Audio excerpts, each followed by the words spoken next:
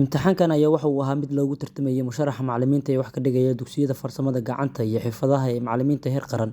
Imtixaankan oo si rasmi ah uga bilowday ama looga fariistay magaalooyinka Muqdisho, Baydhabo, Balcad, Baardheere iyo Dhuusamareeb ayaa waxa uu fariistay in ka badan 250 macallimiin kuwaas oo imtixaanka ku galayay magaalooyin kala duwan ee dalka ku yaala. Haddaba qaar ka mid ah macallimiinta maanta ka qaybgalaya imtixaanka ayaa ka warbixiyay dareenkooda iyo waxa ay ka rajeynayaan. Maanta waxaan ka soo qayb galay imtixaanaadkii wasaaraddu soo bandhigtay oo imtixaanaadkaas oo lagu qaadanayay macallimiinta farsamada gacanta. Marka waxaan ka mid ahay dadkii nasiibka u yeeshay inay ka qayb galaan imtixaanka. Bismillaah, marka alxamdulillah Ilaahay waa nagu soo guuleeyay.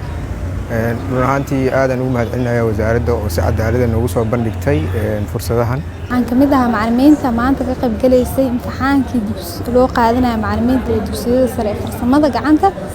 Waxaa ka mid ahaa macallimiinta imtixaanka u galaysay qaybta dhismaha. Waan ku faraxsanahay, waxaan rajeynayaa inaan ku soo bixin doono oo aan noqon doono macallimad soo saarta arday kale oo la mid ah in badan oo farsamo gacan ah. Waxaan ka mid ahay injineeradii u soo baxday shortlistiga. aad aan ugu faraxsanahay, wasaaradda waa ugu mahadcelinayaa fursadan qaaliga ee na siisay anaga dhammaan bulshada Soomaaliyeedba meel walba ay joogtaba. waxaan rajeynayaa in dhammaan meesha tababarkan la wado oo ah in ardaydii rabto farsamada gacanta inaan ka caawino. Ugu dambeyntii gudoomiyaha guddiga qaadashada macallimiinta ee wasaaradda waxbarashada xukuumadda federaalka Soomaaliya Xasan Maxamed Cali ayaa sheegay in maanta imtixaanka dugsiyada sare ee farsamada gacanta ay u fariisteen 256 macallimiin iyagoon ku galaya magaalooyinka Muqdisho, Balcad, Dhuusamareeb, Baydhabo iyo Baardheere. maanta wasaaradda waxbarashada hidaha iyo tacliinta sare farxad kale u ah inay maanta ay qaado imtixaan laga qaadayo macallimiinta u tartamayso inay wax ka dhigaan dugsiyada farsamada gacanta iyo dugsiyada xirfadaha ah.